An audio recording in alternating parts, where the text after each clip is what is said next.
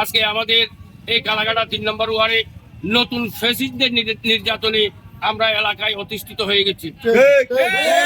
এই এলাকার ছোড়া পরিবার নামে একটা পরিবার বিভিন্ন রকমের চাঁদাবাজি, সন্ত্রাসী, মানুষের সাথে অনাকাঙ্ক্ষিত আচার-আচরণ, এগুলোতে এলাকার মানুষ অতিষ্ঠ। এটার ফলশ্রুতিতে আজকে কালাকাটায় ৩ নম্বর ওয়ার্ডে, বান্দরবান পৌরসভার ৩ নম্বর ওয়ার্ডে এদের বিরুদ্ধে একটা বিস্ফোরণ ঘটেছে।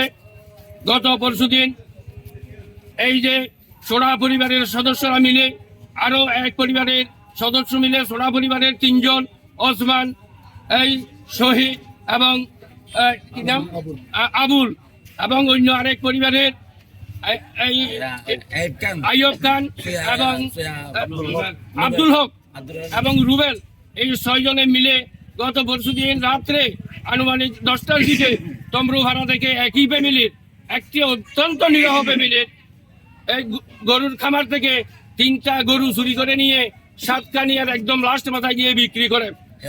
আমরা অনেক খোঁজাখুঁজির পরে পাহাড়িরা আমাদের কাছে আসছে, ওনাদের সাথে যোগাযোগ করে আমরা বিভিন্ন মাধ্যম থেকে জেনে আজকে ওইখানে গিয়ে গরুগুলো আমরা জব্দ করেছি এবং প্রশাসনকে অবহিত করেছি। এখন প্রশাসন এসে একজনকে ধরে তার কাছ থেকে জবাবদিহি করে 6 জনের নাম স্বীকারোক্তিতে এসেছে। এখানে কথা হলো, প্রশাসন আমাদেরকে বলেছেন যে তাদেরকে দেখলে তাদেরকে ধরে থানায় সুপার্দ করার জন্য, কিন্তু পরক্ষণে আমাদের ছেলেবেলা যখন তাদেরকে দাওয়া করছে, তারা তাদের নিজ গ্রহে চলে যায়। ওইখান থেকে তাদের মহিলারা বের হয়ে আমাদের ছেলেকে এলো পাতারি মারা শুরু করে। এক পর্যায়ে আমার জিয়া মঞ্চের এক সদস্যকে তারা ছুরি দিয়ে একটা গরু জবাই করে এমন ছুরি দিয়ে তাকে গুরুতর আহত করে।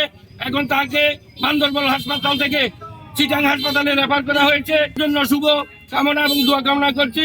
পাশাপাশি আমি এই সন্ত্রাসীদের হাত থেকে আমরা এলাকাবাসী রেহাই পেতে চাই।